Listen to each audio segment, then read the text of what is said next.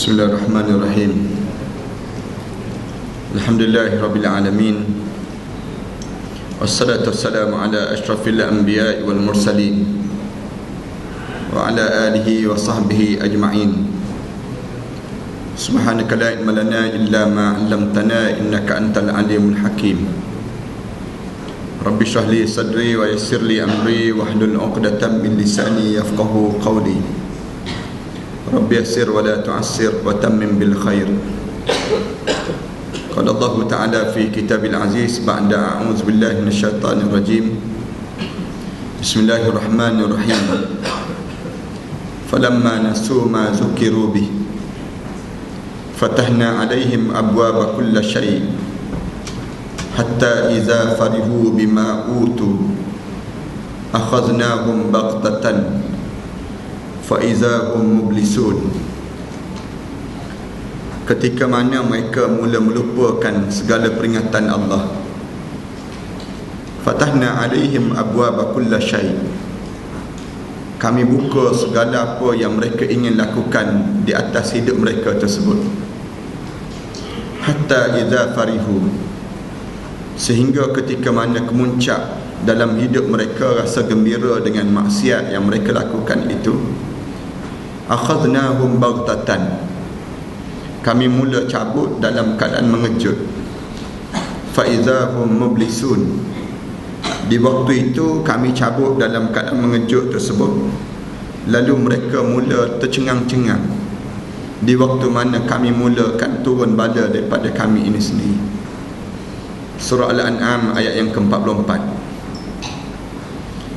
Para hadirin yang dimati sekalian, alhamdulillah kita syukur pada Allah kerana pada malam yang baik ini kita berada pada penghujung daripada bulan Muharram. Kira-kiranya kita telah berlalu kira-kiranya sebulan dalam tahun baru dalam kalender Islam. Dalam keadaan yang kita perasan ataupun kita tak perasan, masa kita telah berlalu begitu cepat.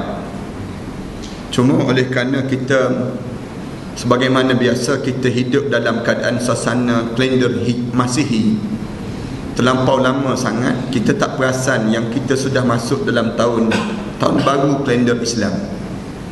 Sehingga kan masa kita rasa lambat kerana kita mengikut masa kalender yang disebut dengan kalender Masihi itu. Siapa yang hidup dengan kalender Hijri, maka dia akan rasa bahawa masa ini terlampau cepat dan sedang bergerak. Kerana kalender Hijri itu jauh lebih tepat daripada kalender Masihi. Dalam hidup kita, orang kita dia ingat tentang tarikh-tarikh kalender Masihi, tapi dia tak ingat tarikh-tarikh kalender Hijri. Kalau kita tanya di kalangan kita bila tarikh lahir mereka, kebanyakan di kalangan kita mereka boleh jawab mengikut kalender Masihi, mereka tak boleh jawab mengikut kalender Hijri. Kerana kita terlampau lama sangat ditekan dan dimasukkan dalam pemikiran kita ini. Lamanya kita hidup dengan dijajah pada masa saja barat menjajah kita, yang menyebabkan kita rasa leka dengan kehidupan kita ini sendiri. Sedangkan apabila kita hidup dengan kalender Hijri itu, kita akan rasa betapa tepatnya kalender Hijri ini. Kita buat contoh yang mudah. Tepatnya kalender Hijri ini, kita tengok bulan yang mengambang saja, maka kita boleh tahu itu 15 hari bulan, kita sebut demikian. Dan apabila kita tengok bulan itu mula mengecil, maknanya kita sudah berada di hujung bulan dalam kalender yang disebut dengan kalender Hijri. Yang lebih malang lagi, apabila kita tertinggal dengan kalender Hijri ini, maka kita tak perasan masa-masa yang kita lalui ini ada masa-masa yang sangat yang bernilai dan berharga. Misal contoh bulan Muharram.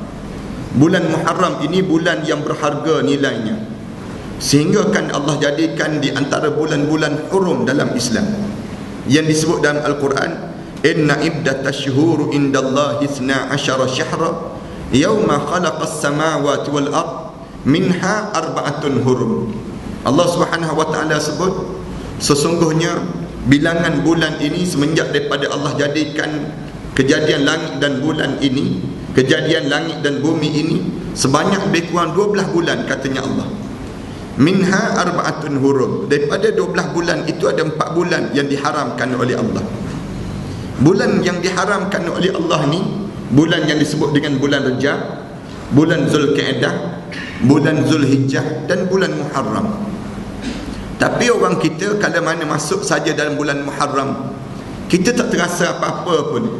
Kerana kita tidak diberitahu apa benda yang sedang berlaku, apa benda yang keadaan, dan boleh jadi kita tak tahu dan kita terlampau leka dengan kehidupan kita ini sampai berlalu begitu saja bulan Muharram pada diri kita, sedangkan ganjaran dan Allah jadikan pahala-pahala itu banyak yang disediakan dalam bulan Muharram ini sendiri. Anda tak cadang nak cerita yang ni, tetapi anda nak sebut tentang bulan Muharram ini, orang kita hanya diingat tentang satu peristiwa yang tak ada kaitan pun dengan bulan Muharram itu, yang disebut dengan peristiwa Hijratul Rasul sallallahu alaihi wasallam. Walaupun tak ada kaitan, tetapi kenapa kita sebut tentang bulan Muharram ini diingatkan dengan peristiwa Hijratul Rasul? Kerana disebutnya berdasar pada peristiwa yang berlaku pada Sayyidina Umar Al-Khattab radhiyallahu anhu, tatkala mana Sayyidina Umar dia dapat surat-surat daripada gubernurnya. Lalu Sayyidina Umar Al-Khattab radhiyallahu anhu tengok surat itu ada tarikh dan ada bulan, tetapi tak ada tahun. Oleh kerana tidak ada tahun, lalu Abu Musa Asy'ari mencadangkan pada Sayyidina Umar supaya letakkan tahun-tahun mengikut tahun-tahun kalender Islam itu. Lalu bermula daripada situlah Sayyidina Umar diberi pilihan, diberi cadangan, mari kita mulakan letak tarikh tahun mengikut kalender Islam. Bermula daripada, katanya sahabat, kita mulakan daripada tarikh kelahiran Rasulullah sallallahu alaihi wasallam. Kemudian bagi pandangan yang kedua sebut bermula daripada saat Rasulullah menerima wahyu menjadi nabi dan juga rasul. Pandangan yang tiga menyebut kita mulakan dengan peristiwa Hijratul Rasul sallallahu alaihi wasallam, dan peristiwa yang cadangan yang keempat sebut kita mulakan di saat mana wafatnya Rasulullah sallallahu alaihi wasallam. Daripada peristiwa inilah sahabat-sahabat bincang dan bincang. Bermula daripada situlah Sayyidina Umar kata satu benda yang paling bernilai pada kita ialah yang disebut dengan peristiwa Hijratul Rasul sallallahu alaihi wasallam. Kerana hijrah Rasul ini satu benda yang penting dalam kehidupan umat manusia. Kerana kalaulah tidak kerana hijrah ini, boleh jadi Islam ini tak sampai ke Malaysia. Kalaulah tidak kerana hijrah itu, boleh jadi kita masih lagi tetap berada di kota Mekah. Kalaulah tidak kerana hijrah itu, boleh jadi Islam ini tidak berkembang.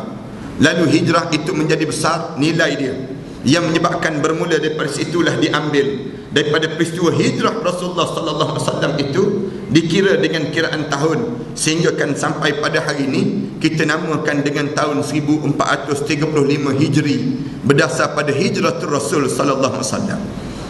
Para hadirin sekalian, satu benda yang bernilai yang anda nak sebut pada malam ini yang kita boleh kongsi bersama dalam hidup kita ni, benda apa yang Rasulullah sallallahu alaihi wasallam mula tanam dalam jiwa-jiwa sahabat radhiyallahu alaihim ajma'in, sampai peringkat sahabat-sahabat mereka boleh tinggal kampung halaman, mereka boleh tinggal segala kesenangan, mereka boleh buat sampai peringkat mereka boleh sanggup bercerai suami isteri, semata-mata kerana nak bawa diri masing-masing menuju ke kota Madinatul Munawwarah, berada di kota Madinatul Munawwarah itu.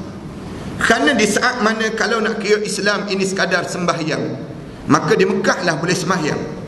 Kalaulah Islam ni sekadar puasa, maka di Mekah lah kita boleh puasa. Kalaulah Islam ni sekadar yang namakan dengan haji, maka di Mekah lah yang paling tepat untuk kita melaksanakan ibadah haji. Tetapi kenapa Rasulullah sallallahu alaihi wasallam menggerakkan sahabat-sahabat, menggerakkan seluruh di kalangan sahabat-sahabat ini berjalan meninggalkan kota Mekah menuju ke kota Madinah, yang asalnya Madinah itu yang disebut dengan Yasrib, bumi yang gersang, bumi yang tak ada apa-apa. Tiba-tiba dalam keadaan demikian Rasulullah sallallahu alaihi wasallam menukar daripada bumi gersang itu menjadi Madinatul Munawwarah. Benda apa yang ditanam dalam jiwa sahabat-sahabat yang kalau boleh pada malam ini kita berkongsi sama. Pada malam ni apa benda yang paling membawa nilai dalam hidup, sehingga kan sahabat-sahabat sanggup untuk tinggal kampung halaman, sanggup untuk tinggal segala kemewahan, sanggup untuk lakukan di saat mana, kira-kiranya di saat mana manusia sedang sibuk dengan yang dinamakan dengan kebendaan di saat tersebut. Kita boleh lihat di waktu mana Rasulullah sallallahu alaihi wasallam mula menggerakkan Islam ini, satu benda yang ditanam di kalangan orang kafir sama dengan keadaan yang sedang berlaku pada kita pada hari ini. Orang kafir ditanam dalam pemikiran umat manusia ini, hidup ini mulia kalau mana kamu ada harta benda yang banyak. Hidup ini mulia bila jawatan kamu itu besar. Hidup ini mulia bila kamu mempunyai keturunan yang hebat. Momokan ini memang dimasukkan dan ditanam dalam pemikiran umat manusia. Hidup mulia bila duit banyak. Hidup mulia bila harta benda kamu banyak. Harta benda kamu banyak ini bernilai dalam hidup kamu. Kamu ada nilai bila waktu mana kamu ada duit. Kalau kamu tak ada duit, kamu tak ada nilai sesen pun di sisi pandangan mereka. Di saat mana mereka dimasukkan sampai peringkat kita boleh dengar orang-orang kita sebut no money no talk, disebut demikian. No money is power, duit menjadi kuasa. Di kalangan sampai hari ni kita pun sebut demikian. Money is power, duit segala-galanya. Tak ada duit jangan bercakap. Sampai peringkat ditanam dalam pemikiran umat manusia di saat tersebut. Ditanam lagi dalam pemikiran umat manusia waktu mana Rasulullah datang itu, di kalangan mereka tersebut ditanam dalam pemikiran mereka bahawa hidup ini mulia bila kamu ada jawatan yang hebat. Jawatan kamu biar besar. Apabila kamu mempunyai jawatan yang hebat, jawatan yang besar, baru kamu boleh bercakap, baru kamu akan dipandang. Dalam hidup ini mulia bila kamu mempunyai yang disebut dengan pengaruh yang ramai. Hidup ini mulia apabila bangsa kamu bangsa terpilih. Datang Rasulullah sallallahu alaihi wasallam. Rasulullah sallallahu alaihi wasallam buang segala-galanya. Rasulullah buang dalam pemikiran umat manusia ni. Rasulullah sallallahu alaihi wasallam ajar kita tidak muliakan harta benda. Harta benda tidak memuliakan hidup seseorang. Rasulullah sallallahu alaihi wasallam ajar demikian. Kalaulah bahkan Rasulullah sallallahu alaihi wasallam pesan, hidup ni kalau sekiranya kamu jumpa dengan orang kaya, berulang kali hadis ni anda sebut pada tuan-tuan, siapa-siapa yang jumpa dengan orang kaya kemudian dia muliakan orang kaya, kata Rasulullah, kerana kekayaan yang ada pada diri dia, separuh agama dia sudah hilang daripada jasad dia. Agama dia sudah hilang kerana kemuliaan bukan dengan harta kekayaan. Hidup ni bukan mulia dengan harta kekayaan. Rasulullah ajar demikian. Harta tak jadi keutamaan dalam hidup seseorang. Jangan sampai peringkat kamu tak kenal agama kerana sibuk mencari harta benda.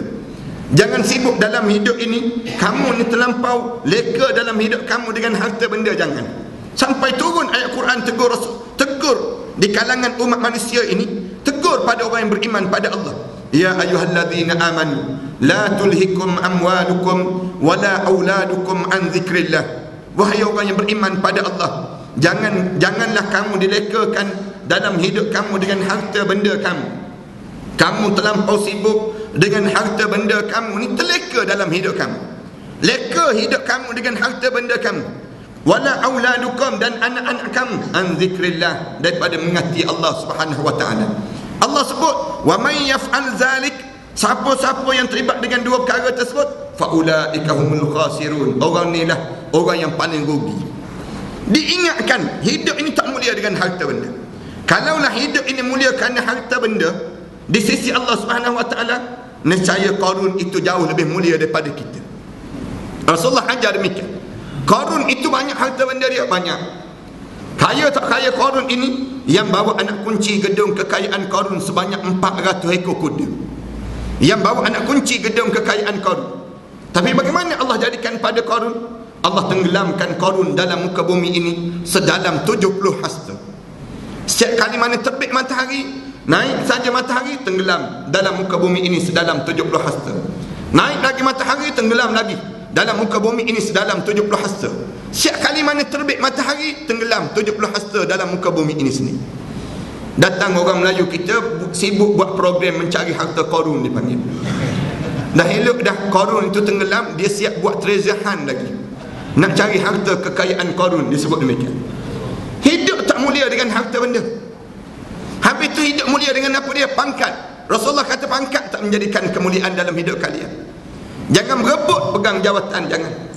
Rasulullah pesan, jangan kamu rasa mulia dengan jawatan. Bahkan Rasulullah pesan, seboleh mungkin kalau sekiranya kamu tak pegang jawatan, itu lebih mulia daripada kamu boleh pegang jawatan. Kerana pegang jawatan itu bukan satu kemuliaan hidup. Laisa tashrifan walakin taklifan. Pegang jawatan itu bukan satu kemuliaan, tetapi dia satu tanggung yang perlu dijawab di hadapan Allah nanti. Satu tanggungjawab yang perlu kita jawab di hadapan Allah nanti. Jangan berebut nak pegang jawatan. Sampai Rasulullah SAW pesan pada sahabat-sahabat, sehingga kan timbul dalam kitab-kitab tasawuf disebut di antara penyakit yang menjadi bahaya kepada umat Rasulullah SAW ini, hubbul jah wa hubbur riasah. Hubbul jah maksudnya rasa cinta pada jawatan, wa hubbur riasah rasa tamak kepada kedudukan. Yang nak pada jawatan dan tamak pada kedudukan ini menjadi bahaya. Kerana Rasulullah SAW pesan, jangan kamu rasa mulia dengan jawatan. Jawatan itu bukan satu kemuliaan. Kamu boleh pegang jawatan, artinya kamu sedang memegang amanah. Bahkan Rasulullah pesan, wahai Abu Zar, kalau mana Abu Zar minta pegang jawatan, ya Rasulullah, Abu Zar pergi berjumpa dengan Rasulullah. Abu Zar Al-Ghifari ini di kalangan sahabat Rasulullah SAW yang Rasulullah muliakan dia. Anda pernah cerita pada tuan-tuan bagaimana Rasulullah SAW muliakan Abu Zar ni. Satu ketika Abu Zar berjalan dengan Rasulullah, dia tengok Rasulullah berjalan tersebut, Rasulullah tak bawa kayu sugi. Biasa Rasulullah sangkut kayu sugi di celah telinga Rasulullah SAW. Rasulullah letak dekat celah telinga ni. Kita orang Melayu berjalan letak okok celah telinga. Rasulullah berjalan, dia letak kayu sugi di celah telinga. Waktu mana berjalan, tiba-tiba Abu Zar tengok tak ada kayu sugi Rasulullah. Apabila tak ada kayu sugi tersebut, Abu Zar cepat-cepat panjat pokok kayu sugi. Panjat pokok kayu sugi ni, waktu mana panjat tersebut terselak jubah Abu Zar. Waktu mana terselak tersebut, nampak sebelah kaki Abu Zar, betis dia kecil berbanding dengan betis satu lagi. Sahabat-sahabat ketawa terus. Tengok betis Abu Zar, sahabat-sahabat kata, Allah, engkau ni cacat Abu Zar. Dia sebut demikian. Kamu ni cacat Abu Zar. Baru kami tahu kamu ni cacat. Betis kamu tu kecil sebelah, besar sebelah, wahai Abu Zar. Abu Zar rasa malu, dia turun terus, meluruk turun tu diturunkan jubah dia. Turun jubah dia ni. Waktu mana diturun jubah dia tersebut, lalu Abu Zar tersipu-sipu malu. Rasulullah SAW counter balik Abu Zar. Katanya Rasulullah SAW, sahabat-sahabat, Abu Zar tu kamu nampak betis dia kecil kan? Ya, sahabat-sahabat jawab demikian. Tetapi betis Abu Zar tersebut, kalau ditimbang dengan bukit Uhud berbanding dengan betis Abu Zar, maka berat timbangan betis Abu Zar di sisi Allah jauh daripada beratnya bukit Uhud tadi. Nak sebutnya mulianya betis Abu Zar. Abu Zar Al-Ghifari. Betis kita ni buat sup giabok pun tak laku. Betis Abu Zar bernilai di sisi Allah. Sampai peringkat Rasulullah SAW muliakan Abu Zar. Banyak kes-kes bagaimana Rasulullah SAW merasakan hebat Abu Zar. Tapi waktu mana Abu Zar minta jawatan, Rasulullah tak lantik Abu Zar. Minta jawatan, ya Rasulullah, kenapa orang lain semua kamu lantik jadi pemimpin, jadi gubernur, tiba-tiba aku seorang kamu tak lantik jadi gubernur, ya Rasulullah. Rasulullah SAW jawab, ya Abu Zar, innaka dhaif, innaha amanah, wa innaha yaumal qiyamati nadamah. Abu Zar, kamu tu lemah. Innaha amanah. Orang yang pegang jawatan ni semua menyesal di hadapan Allah nanti. Pegang jawatan ini, dia pegang amanah. Wa innaha yaumal qiyamati nadamah. Kebanyakan orang pegang jawatan ini, dia akan menyesal di hadapan Allah, kecuali orang yang boleh menunaikan tanggungjawab dia di hadapan di khalayak manusia ini sendiri. Jawatan tidak menjadi kemuliaan. Pegang jawatan pengurusi seorang, dia kena jawab depan Allah nanti. Dia jadi AJK masjid, dia kena jawab depan Allah nanti. Kenapa kamu pegang jawatan AJK masjid? Kamu sendiri tak datang ke masjid. Kamu jadi AJK surau, kamu sendiri tak datang ke surau. Kenapa? Pegang jabatan je, menyesal terus di hadapan Allah. Bukan surau tempat ni lah, surau di Australia ni. Pegang jawatan je, dia menyesal di hadapan Allah. Pegang saja jawatan, dia kena menyesal. Dia menyesal kenapa? Kerana dia akan disoal di hadapan Allah Subhanahu wa taala nanti. Apatah lagi jawatan-jawatan yang lain. Abu Zar kata Rasulullah, kamu tak boleh pegang, kerana bimbang bahaya pegang jawatan ini sendiri. Kerana kemuliaan bukan berada pada jawatan. Kerana ada orang yang lebih besar jawatan berbanding daripada kita sebelum daripada ini. Siapa yang besar jawatan berbanding daripada kita sebelum daripada ini? Fir'aun. Fir'aun besar, jawatan dia besar. Jawatan Fir'aun sampai peringkat dia mengaku jadi Tuhan. Ana rabbukumul a'la, aku Tuhan yang paling agung, katanya Fir'aun. Waktu mana dia mengaku jadi Tuhan, terkejut Iblis. Iblis terkejut. Katanya Iblis, aku sendiri pun tak mengaku jadi Tuhan, ada lagi orang mengaku jadi Tuhan. Ada seorang lagi, Ayah Pin dipanggil. Seorang lagi Tuhan Harun, senang kata. Orang Melayu kita ni sampai peringkat mengaku jadi Tuhan.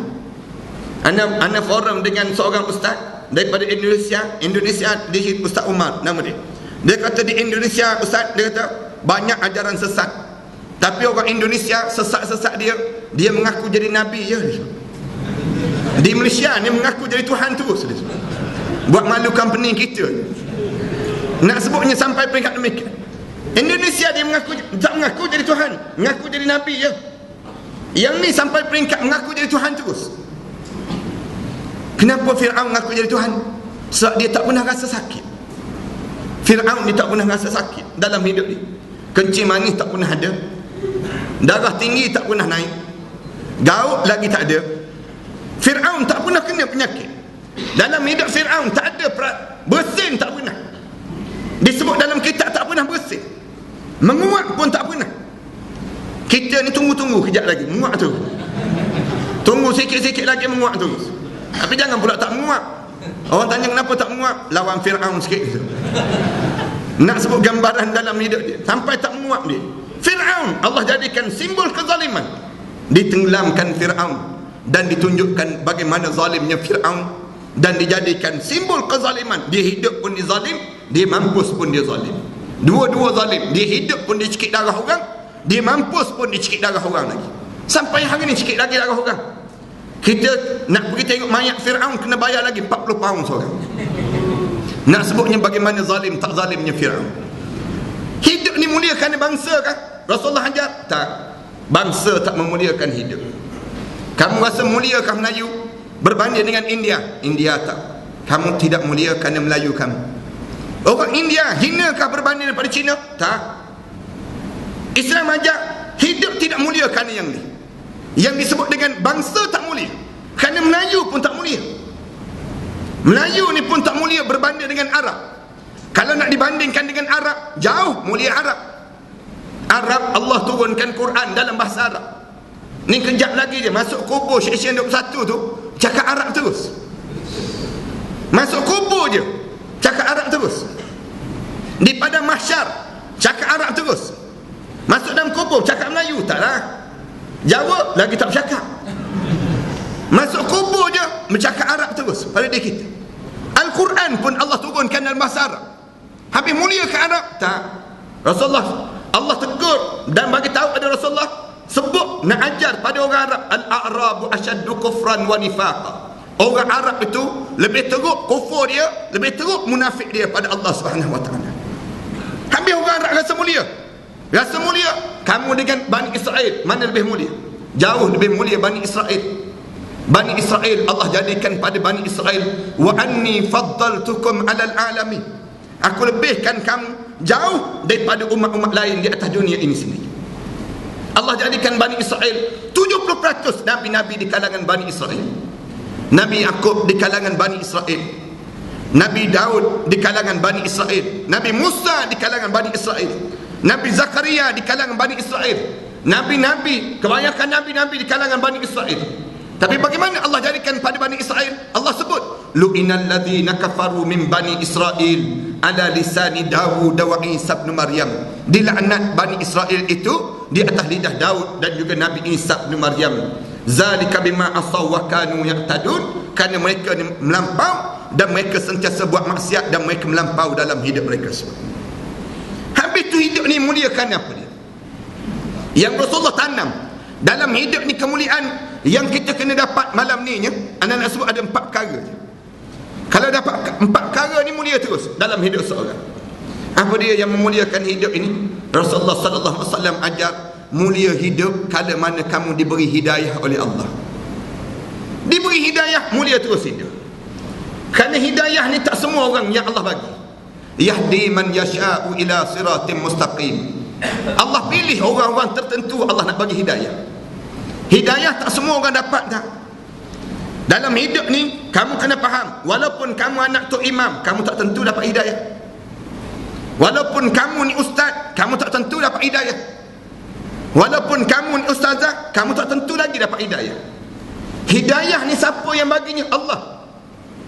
Allah pilih. Tak semua orang yang Allah bagi hidayah.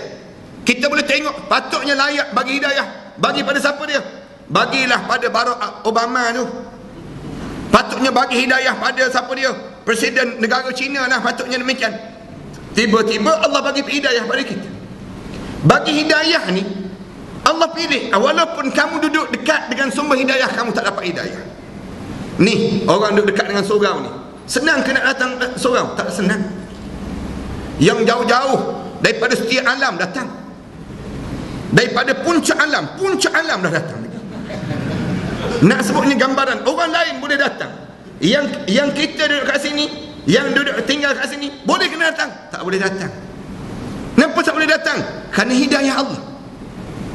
Walaupun dia dekat dengan sumber hidayah, tetapi siapa yang bagi hidayah ni? Allah. Anda buat contoh yang mudah. Siapa yang diberi, siapa yang duduk dekat dengan sumber hidayah tak dapat hidayah? Abu Talib. Abu Talib ni orang yang paling dekat dengan Rasulullah sallallahu alaihi wasallam. Dekat tak dekat dengan Rasulullah sallallahu alaihi wasallam ini, waktu mana Rasulullah membesar di rumah Abu Talib, waktu mana Rasulullah sallallahu alaihi wasallam nak kahwin, Abu Talib yang bawa pinangan Rasulullah sallallahu alaihi wasallam. Waktu mana Rasulullah menjadi nabi dan juga rasul, Abu Talib yang tahankan Rasulullah sallallahu alaihi wasallam. Tapi dekat nak mati tak boleh mengucap. Bukan tak boleh mengucap, tak nak mengucap. Rasulullah SAW pujuk Abu Talib, pergi duduk dekat dengan Abu Talib. Pakcik, sebut asyhadu an la ilaha illallah wa asyhadu anna Muhammad Rasulullah. Duduk dekat dengan Abu Talib ni. Abu Talib geleng kepala.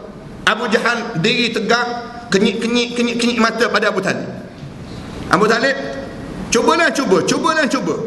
Mengucap. Aku tarik berim nanti sana. Mengucap.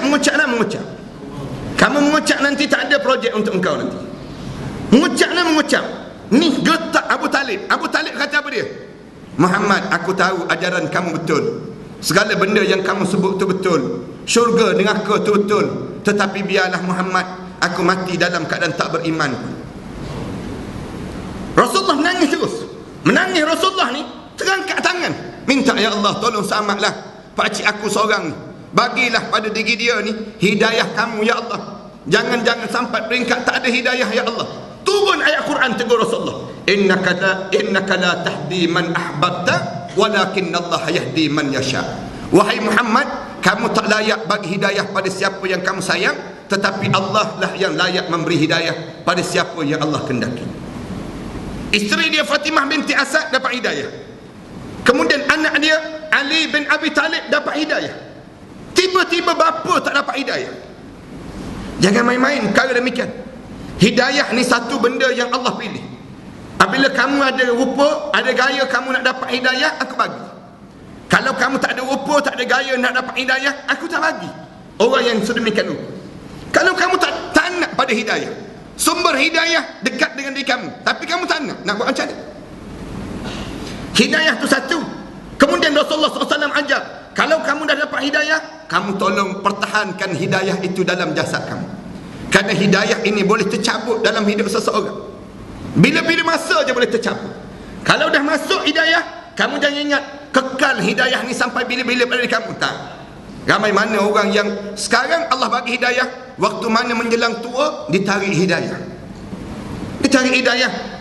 Anda mengajar di masjid negeri itu para hadirin sekalian, berapa ramai orang yang datang bawa air tawar. Ada satu kes tu, seorang hamba Allah bawa air, kemudian minta, Ustaz tolong baca air sikit ni Ustaz.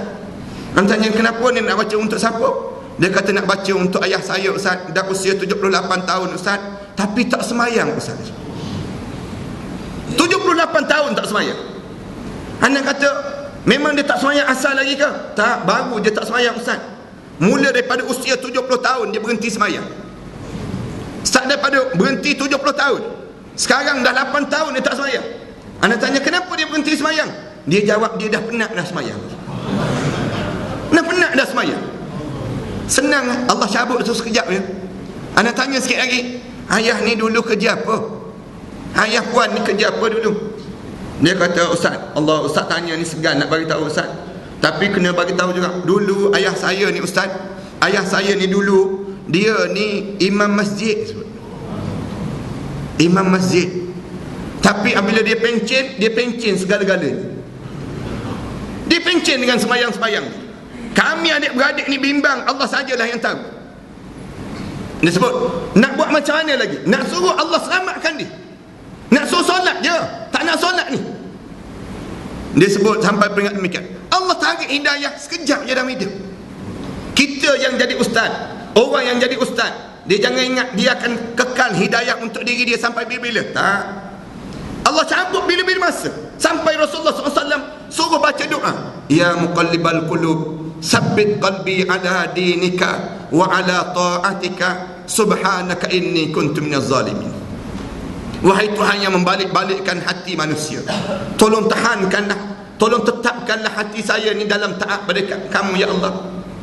Kerana subhanaka inni kuntu minaz zalimin, kami ni sentiasa buat zalim ya Allah dalam hidup. Bimbang kalau di waktu mana kita ni berhenti dan tarik hidayah Allah. Allahu Akbar. Kita ni satu, manusia ni senang berbalik-balik hati mereka sebut. Rasulullah sebut hati manusia ni berbalik-balik ni lebih laju daripada air yang menggelegak, kata Rasulullah. Air yang menggelegak tu laju, ya laju. Kamu tengok hati manusia lebih laju daripada air yang menggelegak tersebut. Hari ni dia boleh datang masjid, besok dia akan hilang daripada masjid. Manusia sekejap je.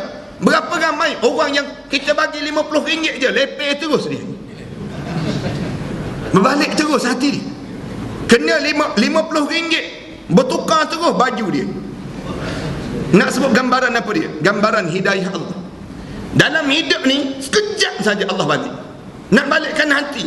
Kita boleh tengok sekarang, zaman sekarang. Dulu-dulu kita kata apa dia? Allah sebutnya artis-artis tu, artis tu begini-begini. Akhirnya Allah tukar hati dia, balik berubah jadi baik, jadi soleh. Kita pula tumpang ilmu daripada mereka. Artis-artis berapa ramai? Artis yang kita dulu-dulu kita tak sangka pun dia. Bob Lokman, buat contoh yang mudah. Siapa dia? Syam Kamikaze. Orang-orang yang dulu memang teruk-teruk berubah. Artis-artis berubah menjadi ustaz-ustaz. Kita boleh tumpangkan dia. Ustaz-ustaz berubah jadi artis-artis pula sekarang. Artis boleh berubah yang sekejap je Allah nak balik. Nak balik hati tu dalam masa seketika je. Kenapa dia? Kerana hidup ini kalau kita tak tahankan hidayah tadi, maka hilanglah nilai dalam hidup. Manusia yang menilai dengan hidayah, kita buat contoh siapa dia? Bilal bin Rabah. Anda buat contoh yang biasa. Allah bagi hidayah pada Bilal bin Rabah yang menyebabkan dia ni hina satu ketika sebelum daripada mengenal Islam. Kenal Islam, melonjak diri dia menjadi manusia semulia-mulia manusia. Sampai peringkat Rasulullah sallallahu alaihi wasallam sebut apa dia? Bilal, aku dengar berjalan dalam syurga tu, telapak kaki kamu je berjalan di belakang aku, ya Bilal. Amalan apa yang kamu buat, Bilal? Bilal jawab, tak ada apa-apa ya Rasulullah. Amalan apa yang kamu buat, ya Bilal?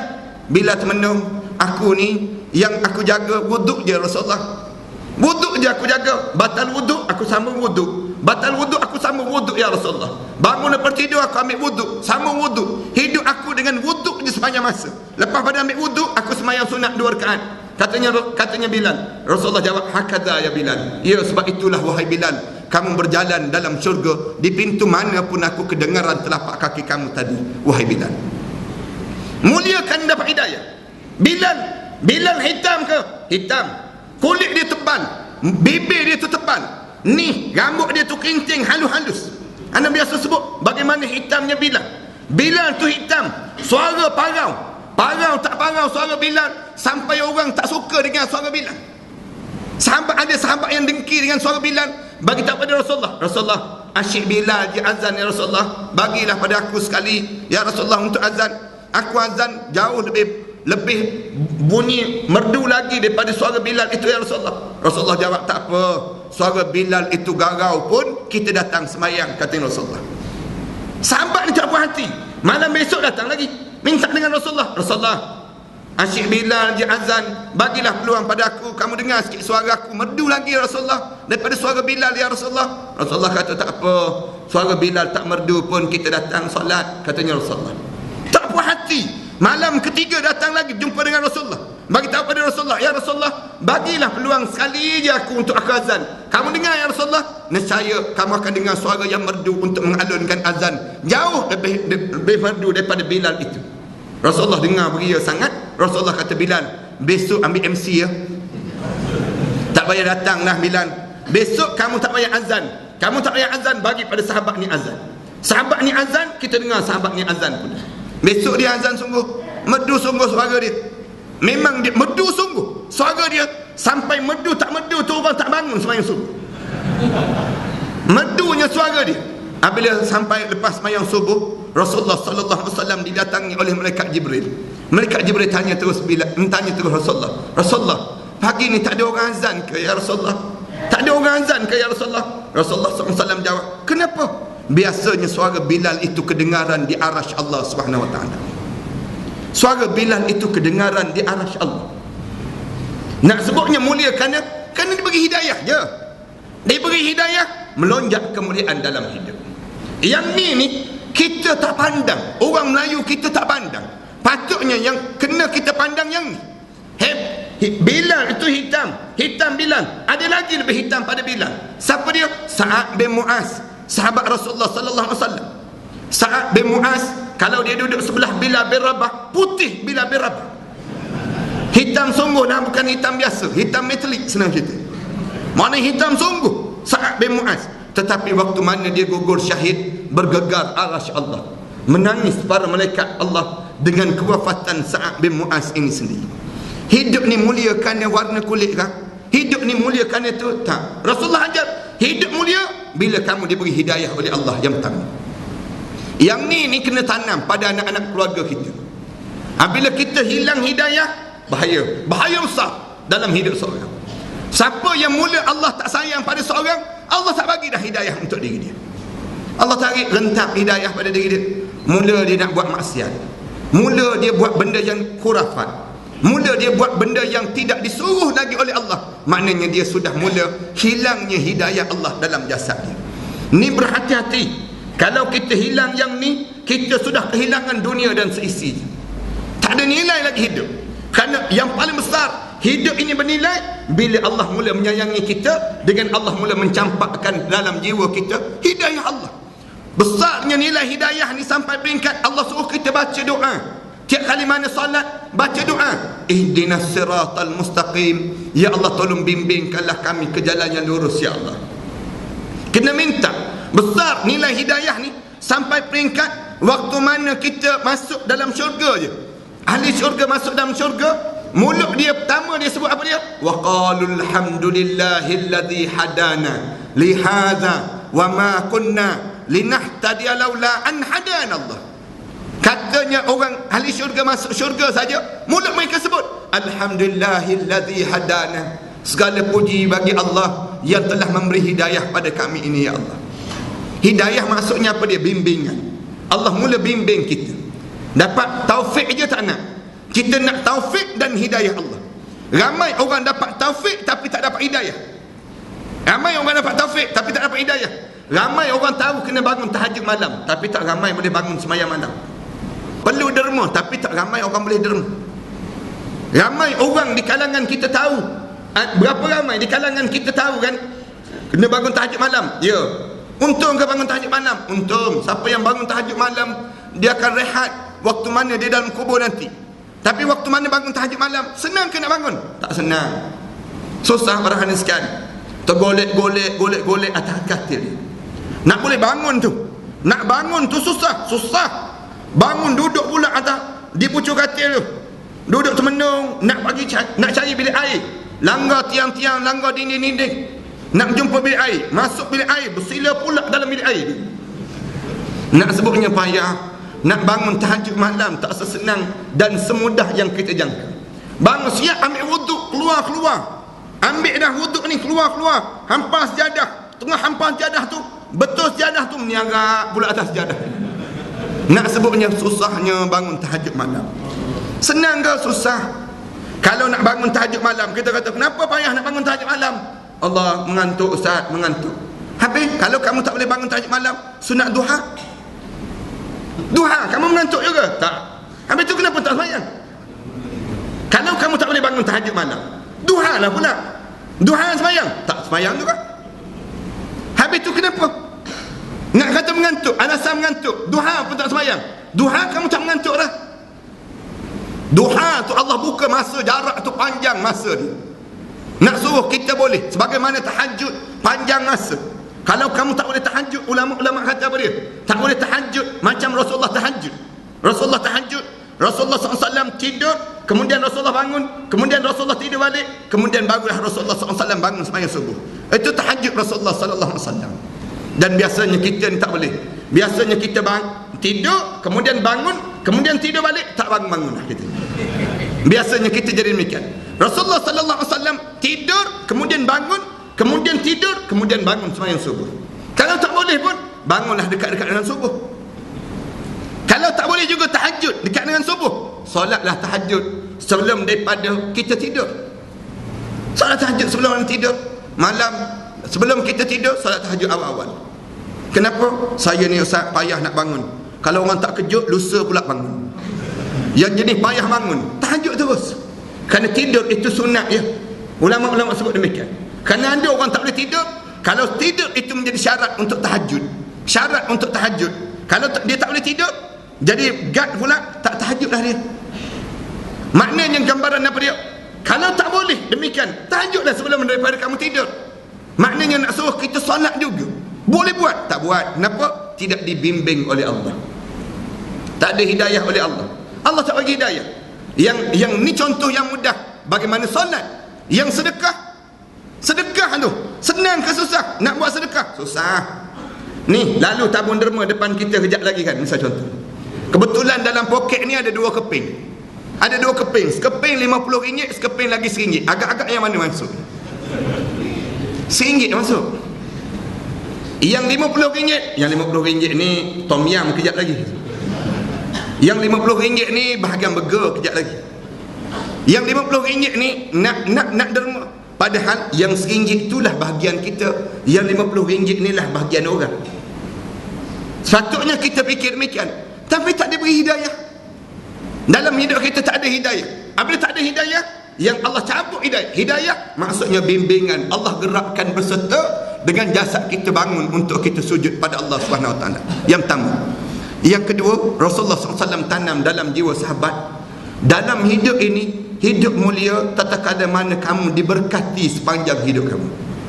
Hidup biar jadi berkat. Jangan hidup sampai hilang berkat. Jangan. Berkat yang ada hanyalah orang mukmin. Orang munafik tak ada, orang kafir pun tak ada. Orang mukmin dia diajar supaya hidup biar diberkati. Kita bukan nak duit banyak, tapi duit yang berkat. Tapi kalau Allah bagi duit banyak, berkat pula, satu bonus. Satu bonus yang Allah kurniakan. Kita bukan nak rumah besar, tapi rumah yang diberkati, yang diajar dalam Islam. Kita bukan nak jawatan yang besar, tetapi jawatan yang diberkati. Kita bukan nak kepada apa dia, anak-anak yang cemerlang 5A dapat 9A dalam PMR dan sebagainya. Tidak. Tapi kita nak anak-anak yang diberkati. Kalau dia dapat 5A, dapat 9A dalam PMR, itu satu bonus dalam hidup. Berkat ni satu benda yang tidak diajar oleh agama lain kecuali orang Islam. Yang anak nak sebut juga ni malam ni, kerana ramai orang kita tertinggal benda yang berkat. Oleh kerana dunia kita ni dunia materialistik.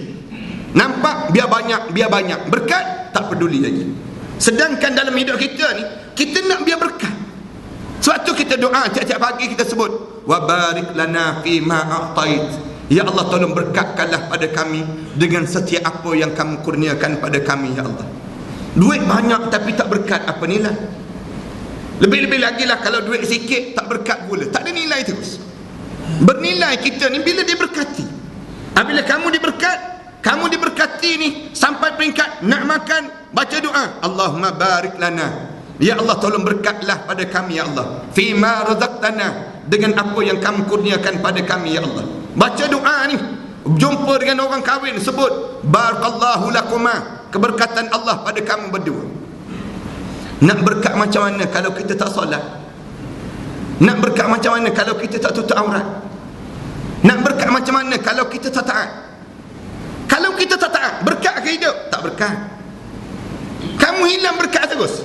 Berkat ni orang kafir tak boleh dapat, orang munafik tak dapat. Orang kafir nak dapat sijil halal, dia boleh dapat. Dapat sijil halal, dia pergi ke JAKIM minta sijil halal, isi borang cukup lengkap, sijil halal boleh diberi pada orang kafir tersebut. Berapa banyak kedai-kedai kopi tiam yang ada sijil halal? Berapa banyak kedai-kedai orang kafir yang ada sijil halal? Tapi cuba orang kafir pergi dekat JAKIM minta, saya nak pohon sijil berkat ni, sijil berkat. Boleh tak bagi pada saya sijil berkat?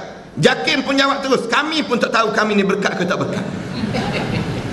Nak sebut gambaran keberkatan itu satu pemberian yang Allah bagi dalam hidup seorang. Bila kita dapat berkat? Bila kita dapat berkat? Ulama kata berkat dapat melalui masa yang diberkati. Ada masa yang berkat. Bila masa berkat? Sebelum ada subuh, masa berkat. Sampai peringkat Rasulullah SAW sebut, tasaharu fa innaha barakah. Sahur kamu, kerana masa itu masa yang penuh dengan keberkatan. Bila yang berkat ni, duduk dalam majlis ilmu ni, berkat. Tanda majlis ilmu ni berkat tak berkat, kita boleh tertidur dalam majlis ilmu. Tanda berkat lah tu. Lena kita, jangan tegur orang tidur, jangan. Biar, kerana dia sedang diberkati sebenarnya. Dia sedang diberkati di saat. Nak sebutnya majlis ilmu berkat. Dalam nak sebut gambaran berkat dalam hidup ni, berkat tak berkat melalui masa Allah bagi. Bila lagi berkat? Pada saat yang disebut bulan Ramadan, berkat. Sampai sebut Ramadan tu Al-Mubarak, bulan yang penuh dengan keberkatan. Kadang-kadang Allah tak bagi melalui masa, Allah bagi melalui perseorangan. Ni nak sebut sikit ni, orang yang berkat siapa?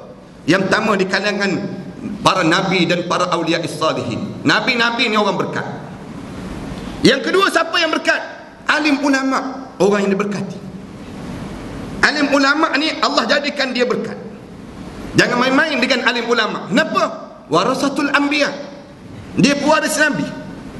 Yang kamu pergi hina para alim ulama, yang kamu pergi kata pada para alim ulama, kamu rasa kamu hebat sangat ke? Hidup para alim ulama ni Allah jadikan keberkatan dalam hidup ni.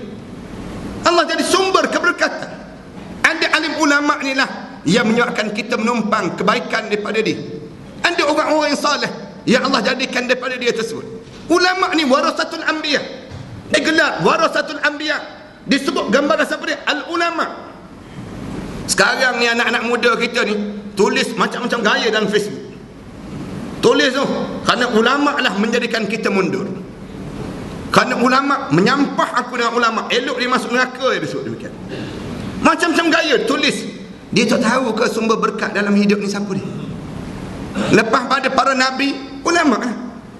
Allah jadikan ulama. Kamu rasa hebat ke dengan profesional kamu tersebut? Kamu rasa hebat ke dengan kelebihan yang kamu ada tersebut? Ulama, walaupun dia tak reti dalam bab yang lain, tetapi Allah jadikan keberkatan daripada diri dia tersebut. Allah jadikan keberkatan, sumber keberkatan Allah jadikan. Lepas pada siapa dia? Nabi-nabi, para alim ulama. Lepas pada alim ulama siapa? Sumber berkat? Kedua ibu bapa kita. Kedua ibu bapa kita sumber berkat. Hebat macam mana pun kita, peganglah jawatan besar mana pun, kalau kita tak jaga mak ayah kita, sebut saja, cakap kasar je dengan mak ayah sebut, tak berkat terus dalam hidup kamu. Wala taqul lahuma uffin wala tanharhuma wa qul lahuma qawlan karima.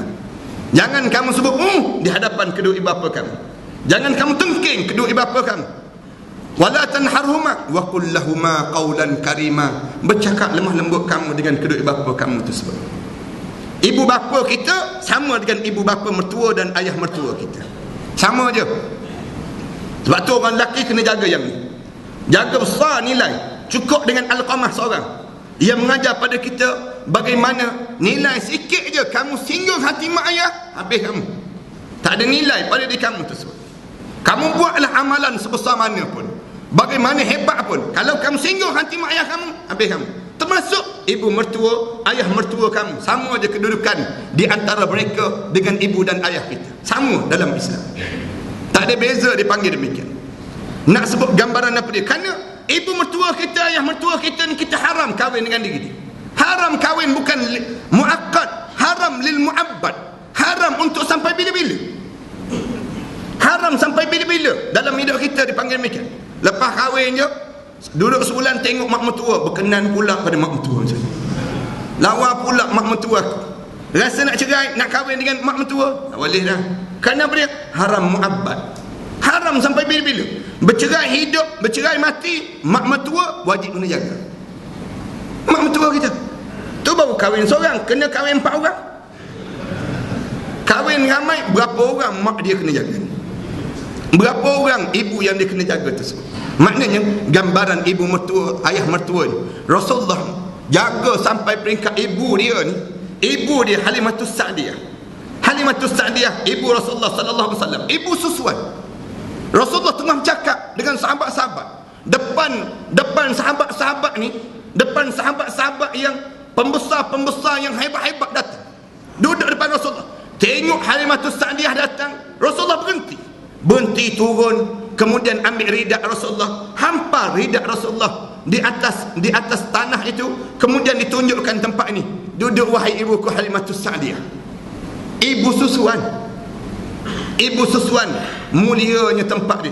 Rasulullah nak tunjuk bagaimana kamu kena jaga hati mak ayah kamu tersebut. Sampai Fatimah Zahra kalau balik saja ke rumah Rasulullah SAW, nescaya Rasulullah kata, Fatimah, kamu tidur tempat ayah tidur. Tiap-tiap malam ayah tidur, di mana ayah tidur, maka di situlah kamu tidur. Nak sebut gambaran apa dia? Menjaga hati dan kemuliaan ini sendiri. Keberkatan itu datang daripada mak ayah.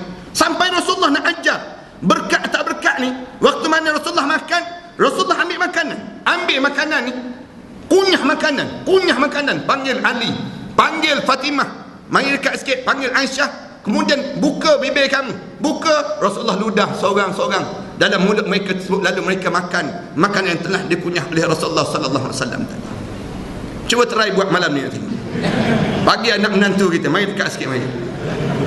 Abah baru belajar bab berkat ni malam ni. Tersebut demikian. Rasa anak menantu angkat tangan dua-dua belah tak kena. Taubat bah, taubat. Tak selera langsung. Mulut dah tak gosok gigi. Isap rokok pula tu. Tak ada berkat langsung. Nak sebutnya gambaran kita ni hilang berkat lah yang menyebabkan hilang banyak benda dalam hidup kita. Keberkatan kita hilang. Bumi kita ni hilang berkat. Hilang berkat ni membunuh. Hilang berkat ni lah yang menyebabkan tak tahu ke mana ekonomi kita. Hilang berkat ni yang Allah Subhanahu wa taala sebut, walau anna ahlal qura amanu wattaqau la fatahna alaihim barakatim minas sama'i wal ardh. Kalaulah seluruh penduduk kampung, negeri ataupun negara itu beriman dan bertakwa pada Allah, la fatahna alaihim barakat, kami buka segala atas mereka itu pintu-pintu keberkatan daripada langit dan bumi. Hujan turun tapi dia jadi bala. Patutnya hujan turun dia jadi rahmat, tetapi hujan turun menjadi bala. Patutnya nak sebutnya masa yang panas menjadi rahmat Allah untuk menyuburkan tanaman-tanaman, tiba-tiba tidak, dia menjadi kemarau yang mengazabkan. Dia akan jadi demikian. Kita menyangkakan bahawa, kita jangka bahawa semua itu nampak kebaikan, tiba-tiba tak ada. Air turun banyak, air hujan turun banyak, tapi air tak ada. Air tak ada. Kenapa? Tak berkat. Kamu buatlah sesuatu benda yang hilang berkat, tak ada kebaikan lagi untuk diri kamu. Rasulullah ajar berkat ni datang daripada orang. Berkat ni datang daripada mana lagi? Berkat ni datang daripada yang disebut dengan tempat. Tempat yang berkat. Dalam hidup kita ni tempat jadi berkat. Kat mana? Mekah, Madinah dan Masjidil Aqsa. Sampai Allah Subhanahu wa taala sebut, allazi barakna haulah, kami berkatkan pada sekitarnya. Nak sebutnya ni tempat berkat. Kat mana lagi berkat? Masjid-masjid, surau-surau, masjid-masjid ni tempat yang berkat. Oleh kerana kamu kena jaga masjid tersebut dan surau tempat yang diberkati. Kat mana lagi berkat? Rumah tangga yang dibina di atas dasar takwa. Bina di atas dasar takwa, berkat terus. Kita pergi tempat jauh macam mana pun, kita tidurlah dalam bilik macam mana pun sedap, bagaimanapun hotel mewah, tapi kita akan teringat rumah tangga kita. Pergilah ke mana pun, anda pergi tempat kadang-kadang orang bagi bilik hotel mewah-mewah, kita tidur satu tempat tu. Anda pernah cerita, pergi Katil tu tinggi, tu tilam, tu tebal, tu sampai kena lompat naik. Nak sebut, tapi kita duduk atas katil tu sebut, tidur tu kelik-kelik, teringat rumah ya. Teringat rumah kita ni. Bukan teringat orang rumah, teringat rumah. Nak sebutnya gambaran, bagaimana pun kita pergi, teringat rumah kita. Tanda apa dia? Berkat. Rumah tangga yang dibina di atas dasar keberkatan. Tapi berkat ini akan hilang bila? Buat dua perkara je hilang berkat terus. Yang pertama, kamu mula buat maksiat. Buat maksiat tak berkat terus. Buat je maksiat, hilang berkat. Sikit je, kenduri kahwin. Kenduri itu berkat. Buat karaoke, hilang berkat terus. Hilang berkat terus. Buat majlis ni, bagus ni. Buat majlis kenduri kahwin, bagus. Tapi pengantin dah mula buat maksiat. Pengantin berkemban, pakai baju berkemban. Lepas tu semua orang kena memandang. Panggil imam masjid pula tu baca doa depan pengantin. Terkelik-kelik tu imam. Memandang pengantin tersebut. Hilang terus berkat. Jangan buat maksiat. Buat maksiat hilang berkat. Harta benda kita ni nak dapat biar menjadi berkat sejak daripada pagi turun sampai petang. Tapi jangan sampai tak semayang. Sampai tak semayang. Kamu dapat harta banyak tapi tak semayang. Kamu dapat harta benda banyak. Bonus 3 bulan 4 bulan. Zakat ada? Tak ada. Tak zakat. Tak berkat. Harta benda hilang terus berkat. Berkat hilang bila buat maksiat. Berkat hilang bila kamu bermusuh di antara satu sama lain. Sama-sama mukmin, bermusuh je, bertengkar je, tak berkat terus. Dia jadi hilang berkat terus.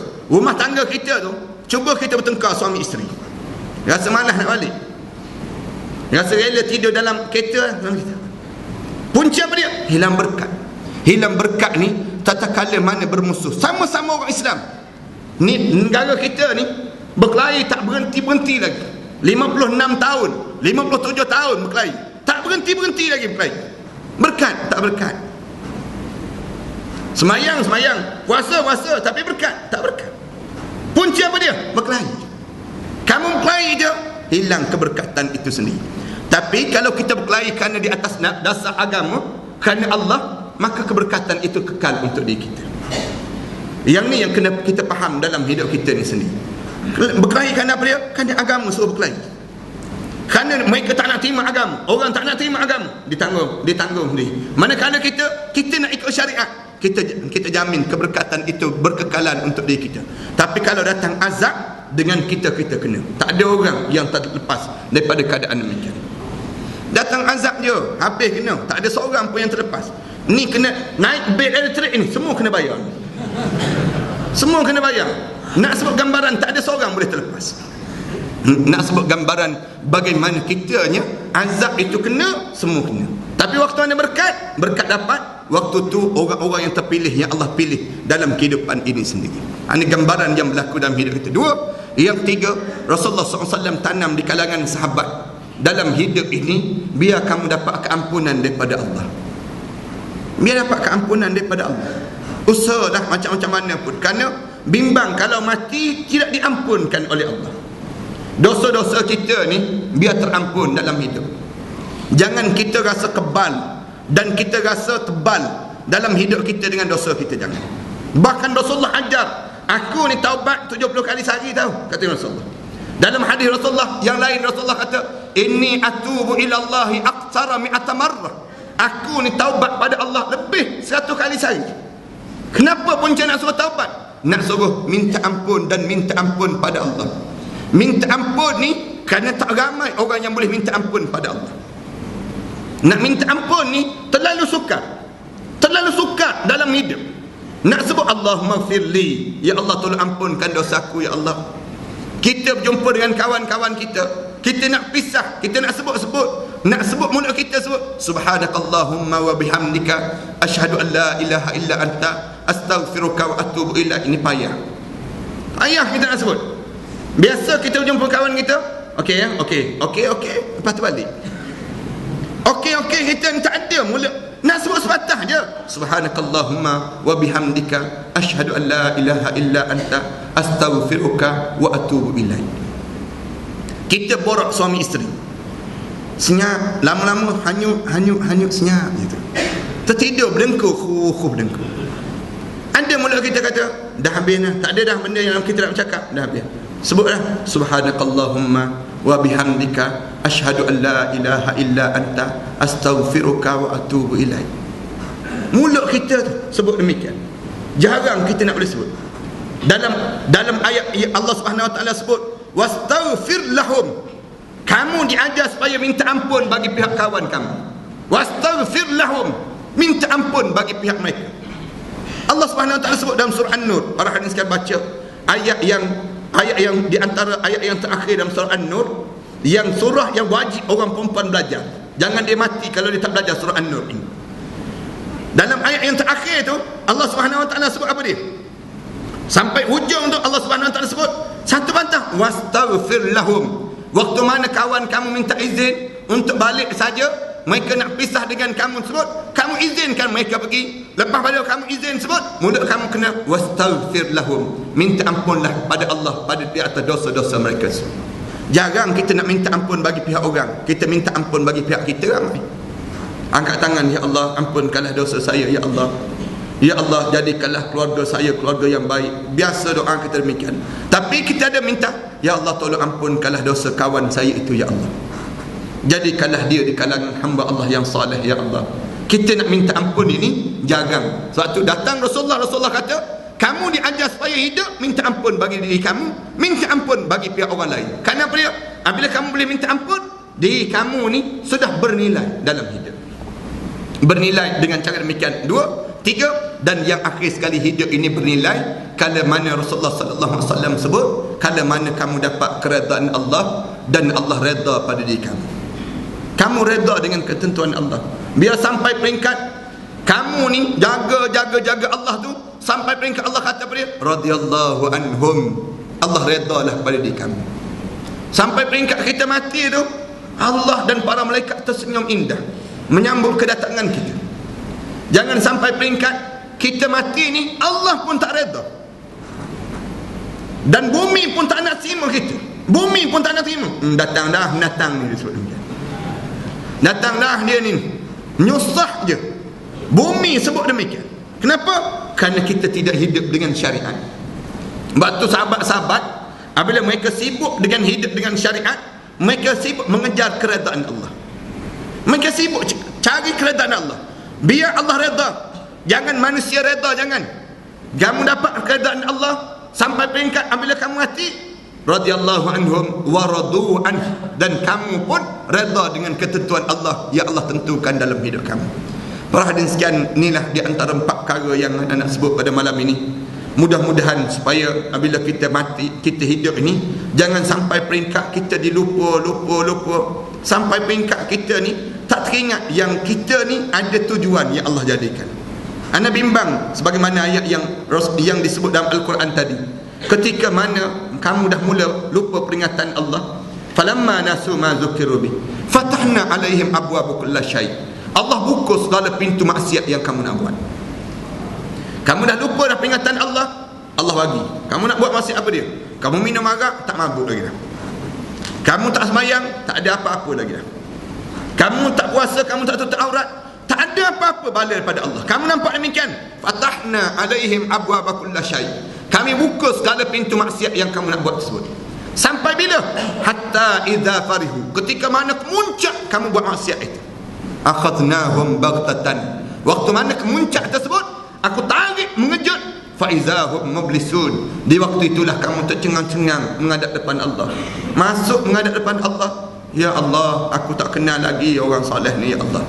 Masuk je dalam kubur, ya Allah, aku tak sedekah lagi, ya Allah. Masuk dalam kubur tu sebut terus, ya Allah, nyesalnya aku, ya Allah, kenapalah aku tak baca Quran di atas dunia dahulu, ya Allah. Kenapa ni? Punca apa dia? Punca hidup dilekakan dengan yang disebut tadi dah. Kerana kita sibuk cari satu benda yang tak sepatut kita cari, sehingga kita terlupa tanggungjawab yang besar yang kita kena dapat dalam hidup kita ini sendiri. Mana rasa sekadar inilah, mudah-mudahan Allah jadikan pertemuan kita ni pertemuan yang diberkati dan dirahmati di sisi Allah, dan Allah jadikan kebaikan dalam setiap pertemuan-pertemuan kita pada masa yang akan datang nanti, insya-Allah.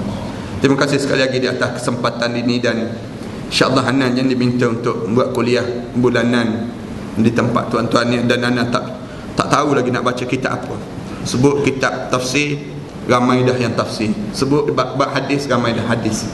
Dan Hanan tengoklah, insyaAllah Hanan tengok kitab yang baik sesuai sikit.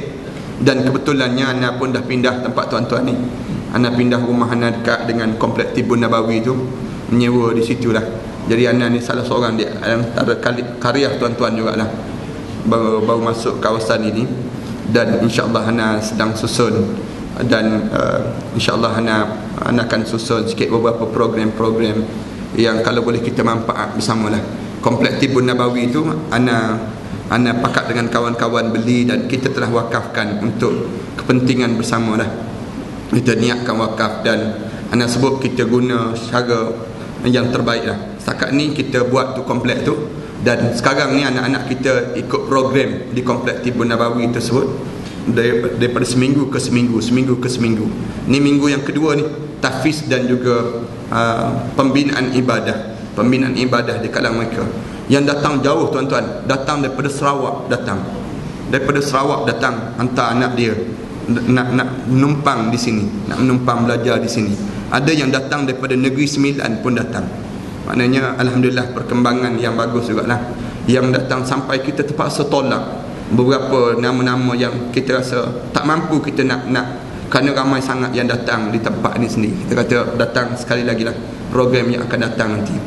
Ya, alhamdulillah sambutan tersebut kita susun baliklah tempat ini, dan mudah-mudahan bawa kebaikan pada kita semua.